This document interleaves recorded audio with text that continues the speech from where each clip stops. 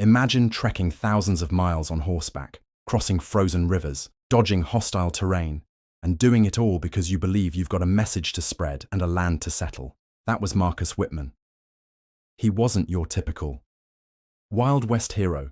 He was a doctor, a missionary, a man who believed destiny wore a bonnet and rode a wagon. Today, we're diving into the story of Marcus Whitman, a figure at the crossroads of faith, frontier, and fire. Marcus Whitman was born in 1802 in Federalist New York, and from an early age, he wanted to be a doctor, to heal people and their souls. By the 1830s, he had become a licensed physician, but his true calling? Missionary work. The American Board of Commissioners for Foreign Missions, yes, that's a mouthful, wanted missionaries out west. Whitman said, "Sign me up." In 1836, Marcus and Narcissa Whitman joined a small party of missionaries headed for the Oregon country. They journeyed over 3,000 miles, enduring hardships most of us wouldn't handle on a treadmill. But they made it to the Walla Walla Valley in present-day Washington, where they established the Whitman Mission. Marcus became the town's doctor, farmer, and preacher. Narcissa taught school and ran the mission house. Their goal? Convert the Cayuse people to Christianity and teach them Western ways.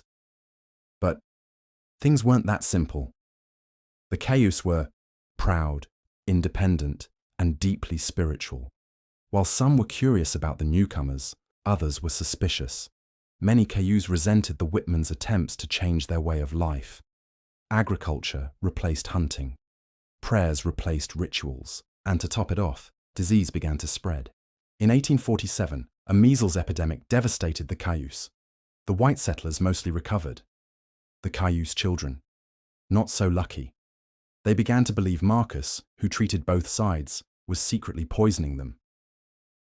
On November 29, 1847, tragedy struck.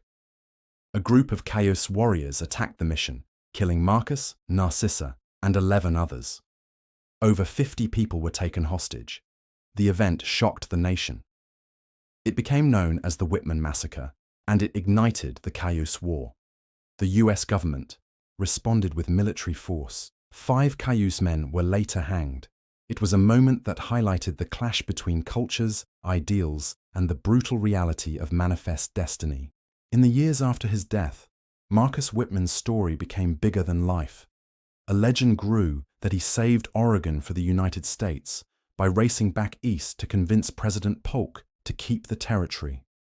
Historians now think that never actually happened.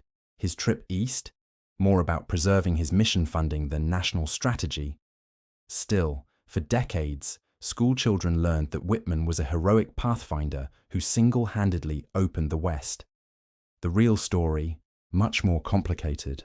Today, Marcus and Narcissa are remembered in many ways. Whitman College bears his name.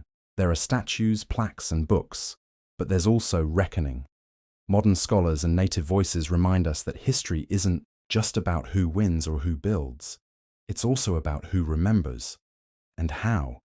Marcus Whitman was brave, no doubt. Determined? Absolutely.